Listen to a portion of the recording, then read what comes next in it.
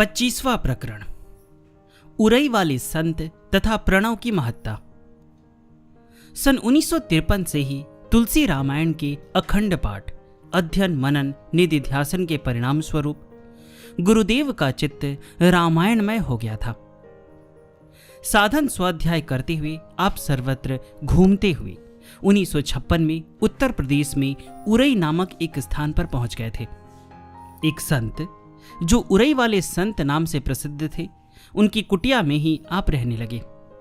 एक दिन वह संत बोले, बावरे, अभी तो लोग ही तुम्हें बावरा कहते हैं। यदि तू सही में बावला हो जाए तो भी मुक्ति तेरे हाथ में है, इसमें तनिक भी संदेह नहीं है। जब पूछा कैसे, तो वह बोले, जब तू सोता है तब भी तेरे मुख से राम या रामायण की चौपाइयां निकलती रहती है। उरई वाले बाबा सिद्ध वृद्ध संत थे। वह जब ध्यान में बैठते तो देखते कि इन युवा योगी के अंतस से निरंतर वर्णानामर्थ संघानाम प्रारंभ से दहयंती नो मानवा तक अखंड रामायण का जाप चलता रहता है।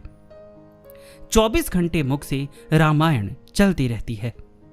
रात सोते तो भी रामायण की चौपाइयां होठों से निकलती रहती। वह संत प्रातः 4 बजे उठकर ओम का नाद करते, फिर प्रार्थना करते, रात्रि तुम्ही भव सागर केवट, पोत तुम्ही पतवार तुम्ही हो, दर्शक दृश्य तुम्ही नटनागर, नायक नाटककार तुम्ही हो, व्यष्टि समष्टि अहंकृत हो, मन बुद्धि तुम्ही हो, विचार तुम्ही हो, जागृत स्वप्न सुसुप्ति तुरीय, अकार उकार मकार तुम्ही हो। वह यह भी कहते, चेतन रहा सकल जगपूर, अविद्या कहां ते आई रे। तो गुरुदेव उत्तर देते, महाराज, माया स्वयं में भ्रम नहीं है, भ्रम में कारण है, यही तो क्रीड़ा है। यह भी सन 1956 की ही बात है। दूध के साथ कभी कभी केले खाकर फलाहार का नियम निभाते परिव्रजारत गुरुदेव पहुंचे पुष्कर राज तीर्थ में। मंत्र योग की साधना में श्री राम मंत्र के पुरस्चरण का अनुष्ठान करने के लिए आप वहां के एक हनुमान मंदिर में ठहर गए। एक दिन अचानक सायंकाल के समय एक वृद्ध संत आ गए। उन्हें देखते ही विनम्र हो दंडवत प्रणाम कर आप हाथ जोड़ खड़े हो गए। संतवर ने आशीर्वाद दिया और कहा, तुम इस समय राम मंत्र का अनुष्ठान कर रहे हो, लेकिन तुम्हारा यह मंत्र अधूरा है, क्योंकि इसके साथ तुम प्रणव का प्रयोग नहीं कर रहे। आपको आश्चर्य तो हुआ, परंतु संत की सर्वज्ञता में पूरा विश्वास था। पुनः करबद्ध जिज्ञासा युक्त प्रार्थना की, भगवान, मुझे तो प्रणव रहित मंत्र का ही उपदेश मिला है, ऐसी स्थिति में क्या करना चाहिए? उन्होंने कहा, प्रणव के बिना मंत्र अधूरा होता है, अतः तुम प्रणव के साथ षडाक्षर मंत्र का जाप करो। पुरस्चरण पूर्ण होने पर तुम्हें मंत्र के दृष्टा आद्याचार्य का साक्षात्कार होगा और उनकी अनुकंपा से तुम्हें बीज मंत्र की सिद्धि प्राप्त होगी, जिसके अभ्यास द्वारा तुम इष्ट दर्शन और परम सिद्धि के पात्र बनोगे। इतना कहकर वह चले गए। संत श्री द्वारा निर्दिष्ट विधि से आपने पुरस्चरण का अनुष्ठान पूर्ण किया, सिद्धि मिली, राम रहस्य उद्घाटित हुआ और प्रणव की महत्ता साक्षात अनुभव हुई। अब आप अन्य साधकों को भी प्रणवोपासना का रहस्य समझाते हुए जो कुछ बताते वह संक्षेप में इस प्रकार है। प्रणव सृष्टि का मूल आधार है, आदि नाद है। प्रलय काल में प्रकृति प्रशांत हो साम्यावस्था में स्थित रहती है। वहां गति नहीं होती, परंतु जब परम चैतन्य के प्रकाश में प्रकृति में विक्षोभ हो, उसके गुणों का परमाणुओं में गति होती है, तो उस गति से जो प्रथम चिन्मय शब्द उत्पन्न होता है वह ओम है। उस समय जो नाद प्रकट होता है वह प्रणव है। सभी श्रुतियां प्रणव की महत्ता से भरी पड़ी है। शास्त्रों में नाद सहित ओम शब्द को ही प्रणव कहा है। सृष्टि के मूल में नादजन्य सृष्टि ही अनादि सृष्टि है।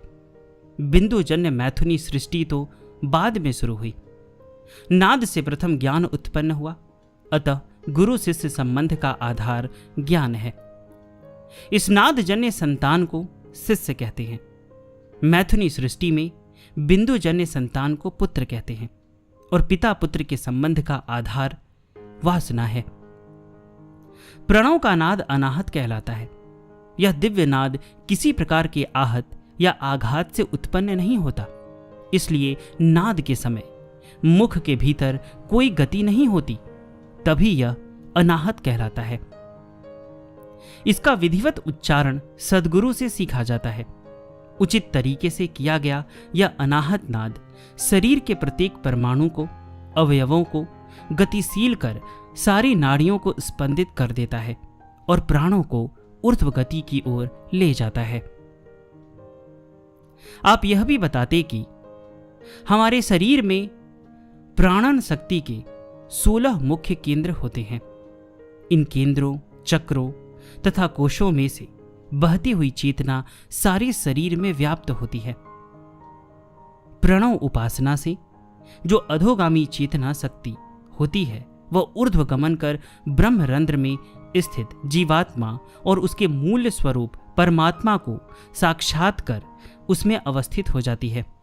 इससे योगी आत्म व परमात्मा अनुभूति से युक्त हो परम तत्व के ज्ञान को प्राप्त कर लेता है। इसे उद्गीत उपासना भी कहते हैं।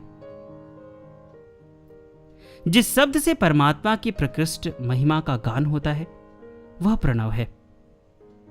पतंजलि ऋषि ने कहा है, प्रणव उस निराकार पर ब्रह्म का वाचक है।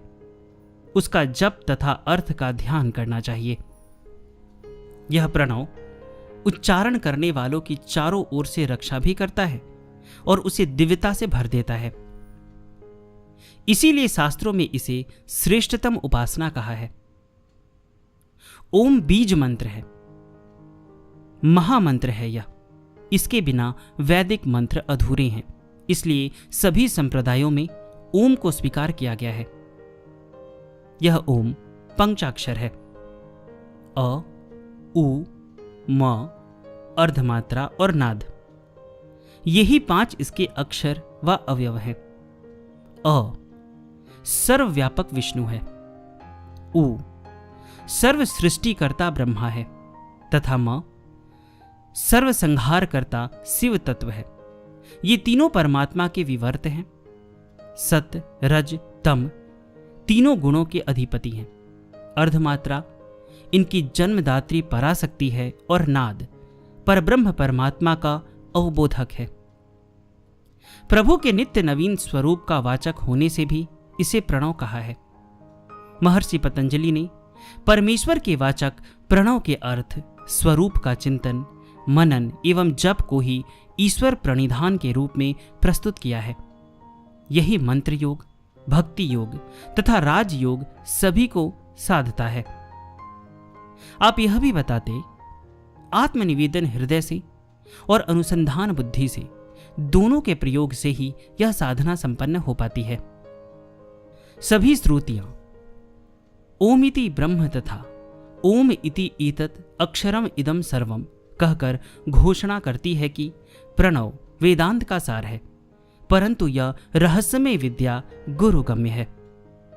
सद्गुरु की उपस्थिति में ही सीखी जाने वाली यह विद्या है, जिसकी साधना के लिए मुंडक की श्रुति बताती है, प्रणव का नाद ही धनुष है। यह जीवात्मा ही बाण है और परब्रह्म परमात्मा ही उसका लक्ष्य है। प्रणवोपासना के द्वारा प्रमाद रहित होकर साधक अपने लक्ष्य को बेधते हुए बाण की भांति परम लक्ष्य परमात्मा में अवस्थित हो जाता है, तन्मय हो जाता है। यही परम प्राप्तव्य है। बाद में गुरुदेव साधकों को ओम मंत्र का प्रतिदिन 12,000 जप के अनुष्ठान का निर्देश देते हुए कहते, ओम के 12,000 जप यदि संभव न हो तो 12 बार प्रणवोच्चारण व नाद से ऊर्ध्वगमन में अपूर्व सहायता मिलती है। संख्या 12 का रहस्य भी समझे। 8 चक्र, मूलाधार, स्वाधिष्ठान, मणिपुर, अनाहत, विशुद्ध, ललना, आज्ञा चक्र तथा ब्रह्म चक्र है। इन 8 से परे चंद्रमंडल, सूर्यमंडल, पारमेष्ठी तथा स्वयंभू, ये 4 मिलाकर 12 होती हैं। प्रणवोपासना इन 12 से संबंधित है। इससे ऊपर तो निराकार पर ब्रह्म है। विराट विश्व भू, भुव, स्वः, मह, जन, तप और सत्यम इन 7 भागों में अभिव्यक्त है। हमारे शरीर में भी ये लोक स्थित है। अतः प्रणवोपासना के द्वारा योगी इन दिव्य लोकों में गमनागमन भी करता है। इस प्रकार ज्ञान, भक्ति तथा श्रेय प्रिय सभी प्रकार के उद्देश्यों की पूर्ति में प्रणवोपासना सर्वोपरि है, जो सद्गुरु से सीख कर ही साधी जा सकती है। प्रणवोपासना पर गुरुदेव की पुस्तक साइंस ऑफ प्रणव पढ़कर लाभान्वित हुआ जा सकता है।